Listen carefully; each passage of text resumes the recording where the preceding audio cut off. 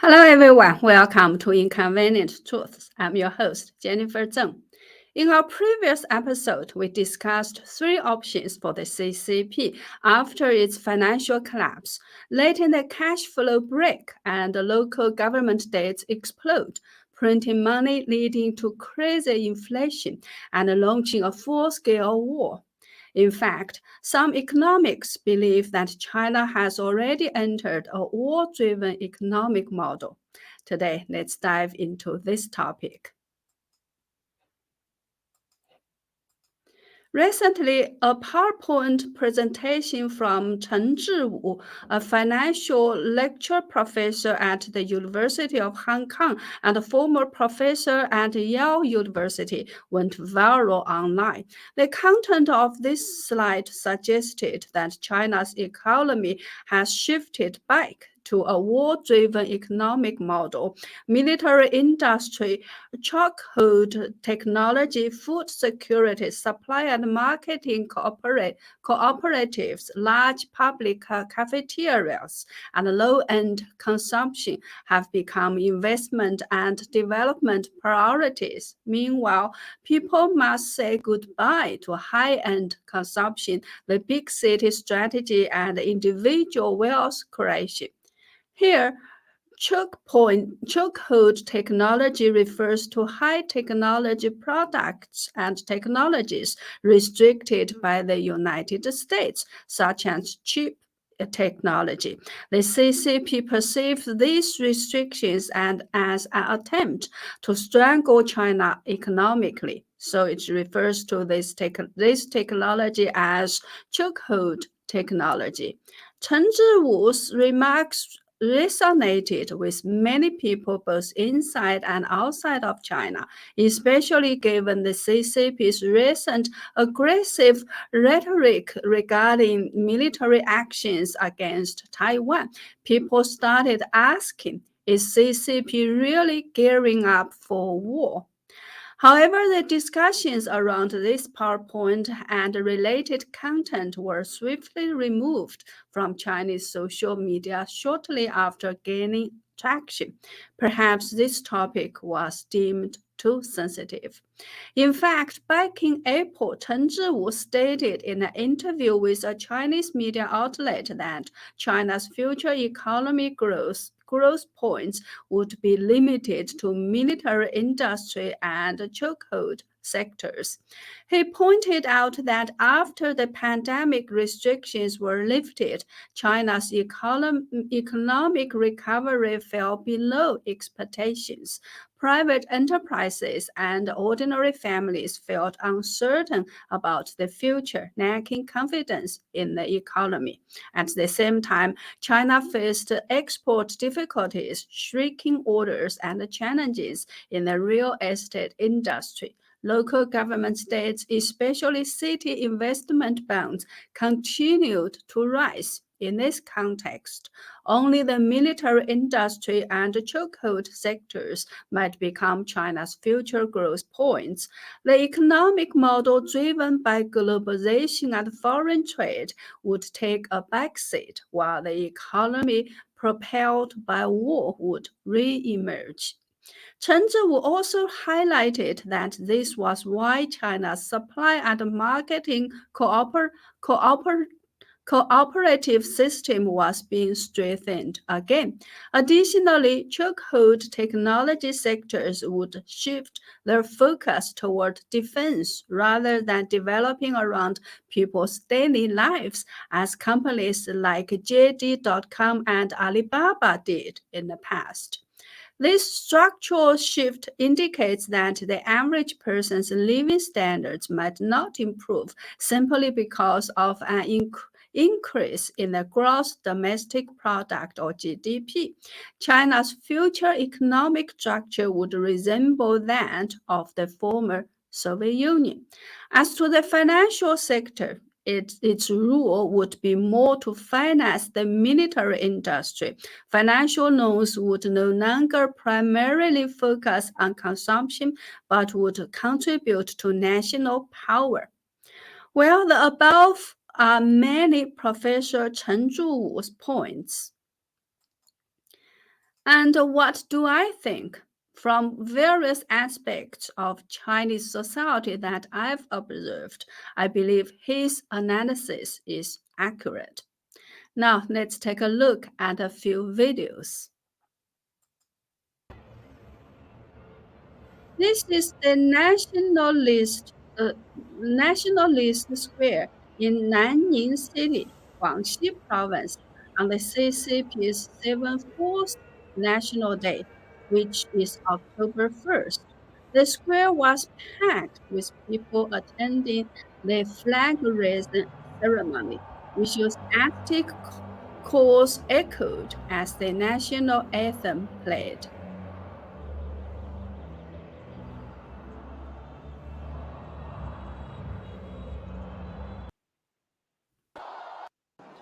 Well, this is the flag raising ceremony at Tianfu Square in Chengdu City, Sichuan Province. Behind the national flag stands a statue of Mao Zedong. People are still worshiping Mao Zedong fervently.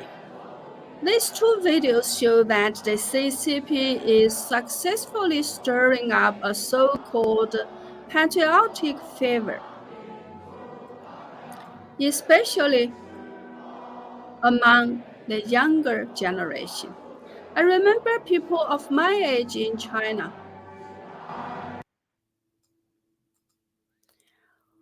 I remember people of my age in China, especially those who experienced the Tiananmen Square massacre in 1989. Not many of them would be eager to wake up early to go to the square to watch the flag raising ceremony. However, 34 years after the massacre, those born after it have grown up, got married, and had children. For them, the heinous history of the CCP might not even exist, coupled with years of careful nurturing and indoctrination by the CCP. Many in this generation or even the next have become what is called little pinks, brainwashed by the CCP and fervently supporting it, or perhaps they simply can't differentiate between the CCP and China.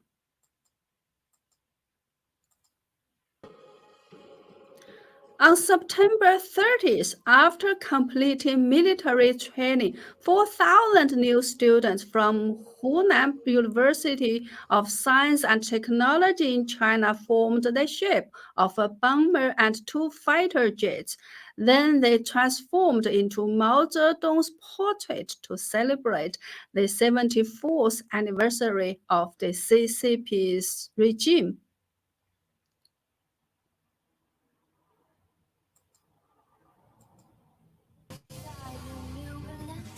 This is the military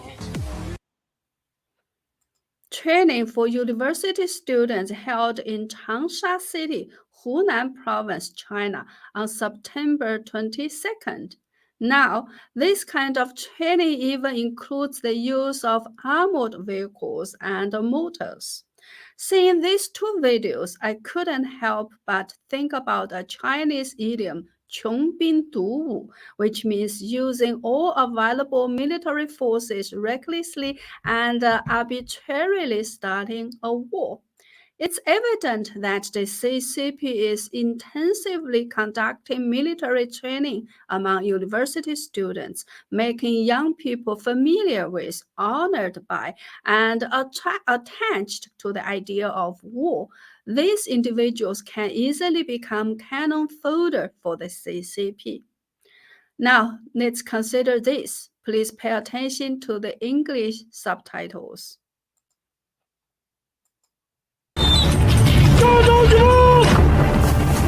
200万现役部队24小时待命，4000万退伍军人快速召回，26个导弹旅将蓄势待发，3大航母战斗群前往指定海域布防，陆海空三军所有尖端武器整装待发。最强动员能力的中国，一旦启动一级战备，究竟有多可怕？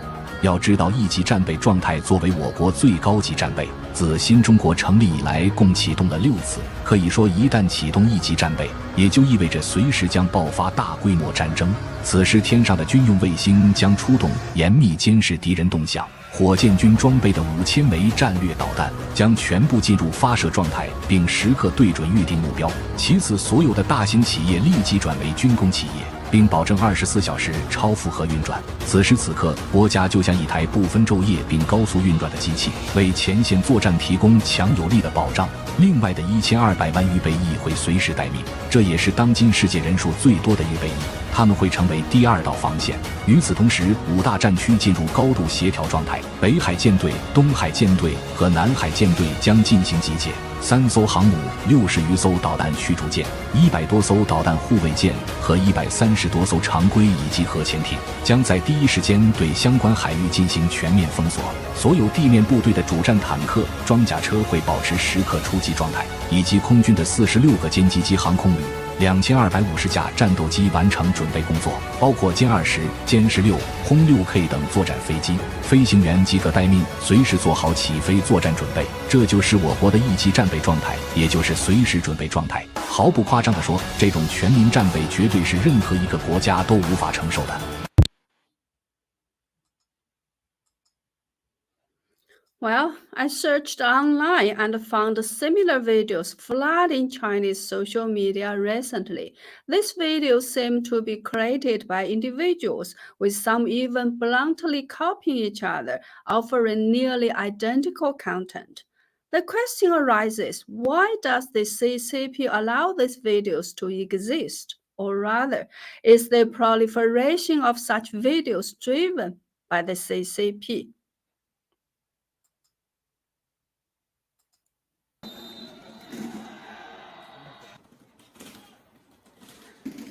This video also shows us a post-military training performance by university students. The exercise involved one group of students portraying protesting migrant workers holding signs that read "Pay debts back" or "Return my money," and another group portraying armed police officers engaging in a confrontation.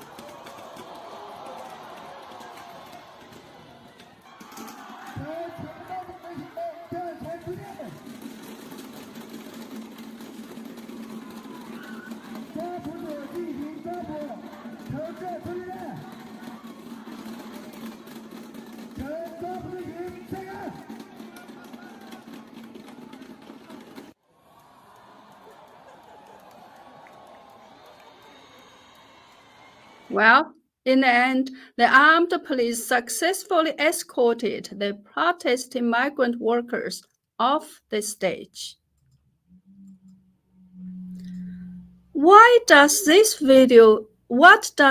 video imply? The CCP has already anticipated that due to the bursting of the real estate bubble, the banking system might be affected next, leading to the possibility of a fund chain break where depositors can't withdraw their money.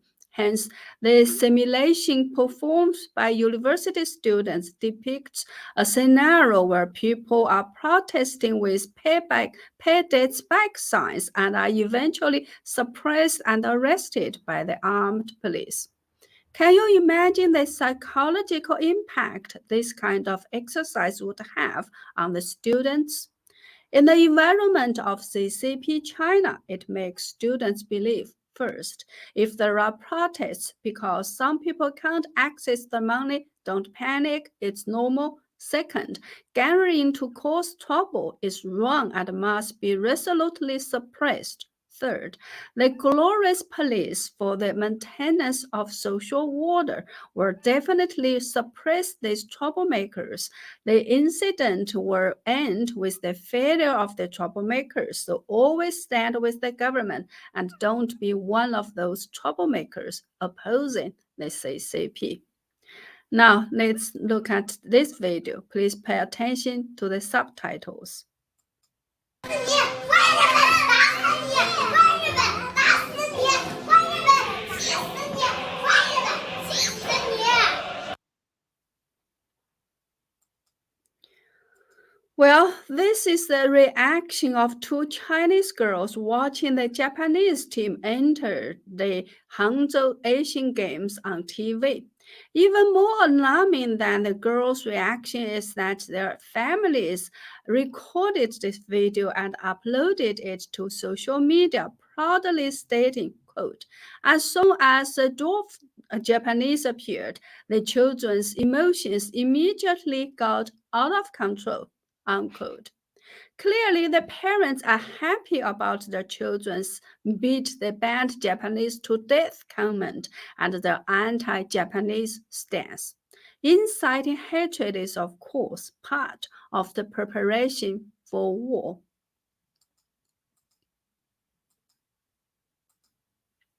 Of course, a war-ready driven economy is not the same as actually going to war. In fact, during the first 30 years after the CCP's founding from 1949 to 1979, the period before the so-called reform and opening up, China was constantly in a state of preparedness. There was intense political tension, and the economy was essentially a wartime economy. During that time, the CCP was always preparing for war, either with the United States, the Soviet Union, India, or Vietnam. Mao Zedong had two famous slogans: dig deep pits, store food, and prepare for war and famine for the people. The entire nation was in a state of readiness for war and famine. Large-scale air defense facilities were built in cities, and many military industry enterprises were relocated to mountains in central and western China to hide in anticipation of possible atomic bomb attacks. Now, after 40 years of so-called reform and opening up, war is a distant memory for China. Since the end of the Korean War in 1953, China has essentially been in a long period of peace. There were minor military conflicts with neighboring countries, such as the 1962 Sino-Indian border conflict, the 1969 Sino-Soviet border conflict, and the 1979 Sino-Vietnamese War.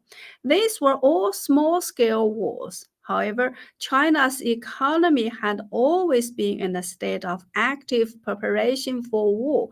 People's material and spiritual lives were severely lacking. What many didn't expect was that after a decade in office, Xi Jinping chose to return to the era of Mao Zedong's war preparedness-driven economy. I believe this situation is caused partly by Xi Jinping's obsession with the so-called liberation of Taiwan and partly by the crippled nature of the CCP's reform and opening up. The CCP only wanted a partial economic opening but was unwilling to engage in political reform or to give up its dictatorial regime.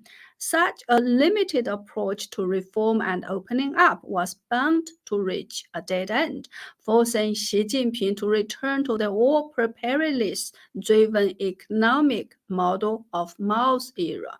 For the CCP regime, its expertise lies in controlling society, not in developing the economy. Hence, the war preparedness-driven economic model is a natural and inevitable inevitable choice. As for whether this kind of economic model will lead to an actual war, and if so, when it might happen, the answer is uncertain. I think nobody knows, perhaps not even Xi Jinping himself. He probably needs to observe the domestic and international situations before making a decision. Another crucial point is that the economic collapse doesn't necessarily mean the collapse of the regime. Like North Korea, under strict control, people can endure hunger and hardship for many years. China's economic collapse might lead to a crucial situation where the lower class inflicts harm on each other while the privileged elite of the CCP continues to enjoy their privileges and wealth. Regardless, the ongoing transformation of China's economy is a matter worth close observation and attention from the international community. Would you agree? Well, that's all for today. Please don't forget to subscribe to my channel and please double check if you are still subscribed. YouTube has constantly suppressed my content, so your support is crucial. Kindly share my channel and videos and visit my website at jenniferzengblog.com, jenniferzengblog.com for membership and donations to support my efforts. Thank you. See you next time.